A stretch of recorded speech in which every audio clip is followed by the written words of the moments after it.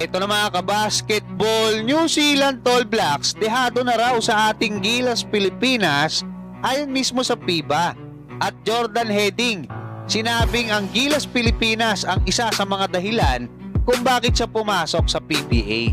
Sa pinakabagong power ranking na inilabas ng FIBA para sa mga bansang sasalang sa FIBA Asia Cup Qualifiers ngayong November 21 to 24 na tinawag nilang FIBA Asia Cup Qualifiers 2025 Smart Power Ranking Volume 3 ay muli namang itinaas or inangat ng FIBA ang ating Gilas Pilipinas or ang ating national team sa power ranking.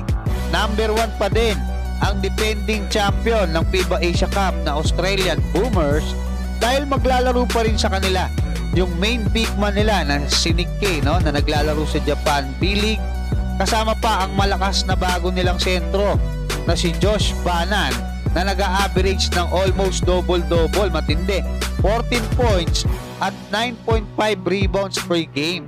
Nandiyan pa rin kasi ang napaka-shooter na si Vasiljevic para sa Australian Boomers. Umakit naman sa ikalawang pwesto mula sa pagiging number 3 noong nakaraan ang ating Gilas Pilipinas dahil tayo ang best offensive team sa Asia, no, nung first window ng FIBA Asia Cup Qualifiers. At tinalo na rin natin doon sa FIBA OQT ang number 6 sa FIBA World Ranking na Latvia. Kaya nasa atin talaga ang momentum, especially same players pa din yung nasa lineup na ginamit ni Coach Tim Cone doon nga sa FIBA OQT. Dito nga sa ginamit niya or gagamitin niya kontra sa New Zealand dito nga sa second window sa November 21. Although wala si Scotty dahil na-injured siya mga kabasketball noong nakaraan. At pang-apat pa din ang Lebanon, wala silang galaw. At maging itong makakalaban ng ating Gilas Pilipinas na New Zealand. Especially nagpalit sila ng head coach mga kabasketball. Sa ibang balita mga kabasketball, sa pinakabagong interview ng Spin.ph, sa pinakabagong player ng Converge Fiber Xers ng PBA na si Jordan Heading na matagal ding nakapaglaro sa ating Gilas Pilipinas, ay inamin niya na nagkausap sila ni Coach Tim Cone at ipinaliwanag sa kanya kung paano siya madaling makakabalik sa ating Gilas Pilipinas. Focus daw kasi ngayon ang samahang basketball ng Pilipinas o SBP sa mga players na naglalaro sa Pilipinas. Partikular sa PBA, no, kung meron dyan sa UAAP gaya ni Kevin Kiambao at sa iba pang liga para hindi na magka-problema sa logistic. Especially katulad nung nangyari sa kanya, no, kinukuha siya ni Coach Tim Cone. Kaya lang nasa Australia siya at merong problema sa schedule. Siyempre, except na lang yung mga kasama sa programa ng ating Gilas Pilipinas, yung future na tinatawag mga kabasketball.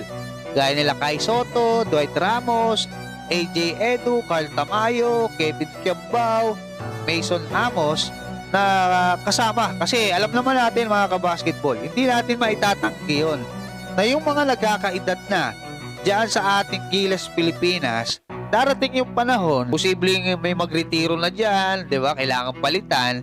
Ganun talaga sa totoong buhay mga kabasketball. Kaya mas mabuti na nakapokus sila doon nga sa mga batang players. Pagdating kasi ng araw, sila Kai Soto na, yung mga magiging veterano dyan, tapos may mga papasok na bata, magtutuloy-tuloy yung kanilang development. Hindi, kumbaga, kung puro mo mga matatanda sila, pagdating lang 4 na taon, ubos silang lahat, walang matitira. Ganun yung paliwanag ni Coach Tim Cone.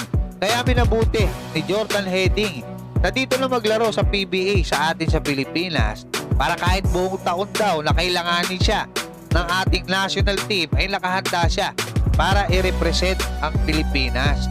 Especially kapag nagkaroon ulit ng injury ang mga guards ng ating Gilas Pilipinas. Hanggang dyan mga kabasketball, maraming salamat at God bless sa inyong lahat.